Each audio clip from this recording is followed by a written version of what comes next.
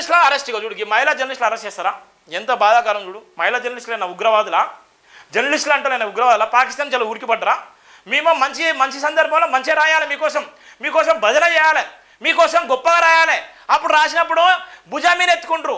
ఒకవేళ నిజంగా తప్పని ప్రశ్నిస్తే అరెస్ట్ చేస్తారు. గత బీఆర్ఎస్ అదే చేసిండు, ఇప్పుడు కాంగ్రెస్ కూడా అదే చేస్తున్నాడు. ఇంకా ఎక్కడుంటే స్వేచ్ఛ? ఫోర్త్ ఎస్టేట్ ఎక్కడ నిలబడాలి? ఫోర్త్ ఎస్టేట్ ఎక్కడ నిలబడాలి? ఎవరి కోసం నిలబడాలి? మీ కాళ్ళ దగ్గర మోకాళ్ళ దగ్గర నిలబడాలా? మీ దగ్గర బానిసత్వం నిలబడాలా? మీ దగ్గర చేతులు అట్టుకొని నిలబడాలా? జర్నలిస్టులు అంటే వాళ్ళకి ఆత్మగౌరవం ఉండదా?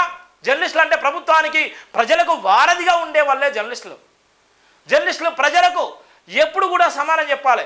ప్రభుత్వాన్ని చెప్పకపోయినా ప్రజలకు మాత్రం సమానం చెప్పాలి. అదే నిజమైన జర్నలిస్టు. ఇలా జర్నలిస్టులు కూడా అదే చేసిళ్ళు.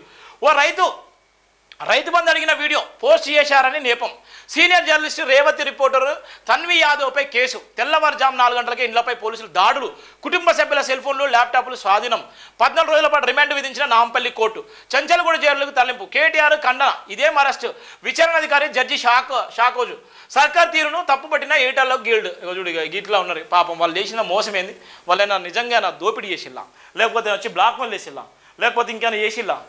పోస్ట్ షేర్ చేస్తే ఒక మహిళా జర్నలిస్టులను కూడా ఆగోరపరిచి మా మహిళలకు 1 కోటి మంది మహిళలకు 1 కోటి రూపాయలు ఇస్తాను, 1 కోటి మంది మహిళలకు కోటీశ్వర్ల బతకాలని చెప్తున్నారు. మరి వీళ్ళు కూడా మహిళలే కదా? మరి వీళ్ళు కూడా మహిళలు కాకపోతే మరి ఎక్కడోళ్ళు వాళ్ళు? ఈ తెలంగాణ రాష్ట్రానికి సంబంధించిన జర్నలిస్టులు కాదా? మరి జర్నలిస్టులే అక్కడ అరెస్ట్ చేస్తే, మహిళలను అరెస్ట్ చేస్తే నువ్వు మహిళలకు ఏమి ఇచ్చినట్టు? ఏమో నువ్వు కోటీశ్వర్లు చేసినట్టు రేవంత్?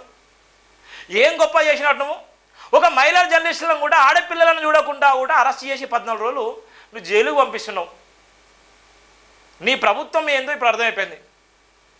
14 రోజులు జైలుకు పంపించేటువంటి దుస్థితి ఎందుకు వచ్చింది? ప్రశ్నిస్తే జైలుకు పంపిస్తావా?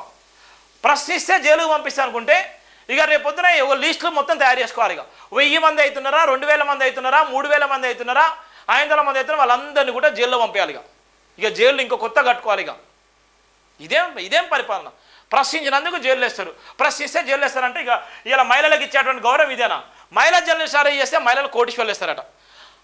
మహిళా దినోత్సవం రోజు గొప్పలు చెప్పుకున్నారు. మరి వీళ్ళు మహిళలు కాదా? ఈ జర్నలిస్టులకు జరిగినటువంటి అన్యాయం వినా జైభీం దినపత్రిక, జైభీం ఎడిటర్గా, జైభీం సంస్థల చైర్మన్గా, ఆల్ ఇండియా ఎడిటర్ అసోసియేషన్ రాష్ట్ర అధ్యక్షులుగా, SC journalist welfare society founder ప్రెసిడెంట్గా, బహుజన జర్నలిస్టు యూనియన్ పక్షాన నేను తీవ్రంగా ఖండిస్తున్నాను. ఈ యొక్క అక్రమ అరెస్టును వెంటనే రద్దు చేసుకోవాలి. వాళ్ళకు వెంటనే తక్షణమే బెయిల్ ఇవ్వాలి. ప్రభుత్వం బెయిల్ ఇచ్చి వాళ్ళకి విడుదల చేసి వాళ్ళ గౌరవంగా బతికే విధంగా వాళ్ళకి అన్ని సదుపాయాలు కల్పించాలని నేను ప్రధానంగా డిమాండ్ చేస్తున్నాను. ఈ జర్నలిస్టుల పక్షాన ఏ జర్నలిస్టులకు అన్యాయం జరిగినా కూడా మాట్లాడేటువంటి గొంతుకలు వస్తాయి, కొట్లాడే గొంతుకలు వస్తాయి. వాళ్ళందరూ కూడా నేను అండగా ఉంటానని కూడా హామీ ఇస్తున్నటువంటి సందర్భాలు కూడా ఉన్నాయని సందర్భంగా నేను తెలియజేస్తున్నాను.